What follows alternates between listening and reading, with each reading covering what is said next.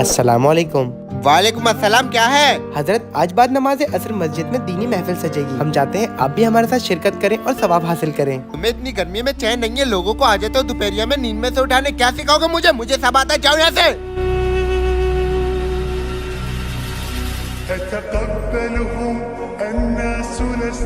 हजरत, हमें तो किसी ने बताया था इस घर में एक बहुत अच्छा पढ़ा लिखा शख्स रहता है। हम तो यहाँ सिखाने नहीं, हम तो खुद सीखने आए थे।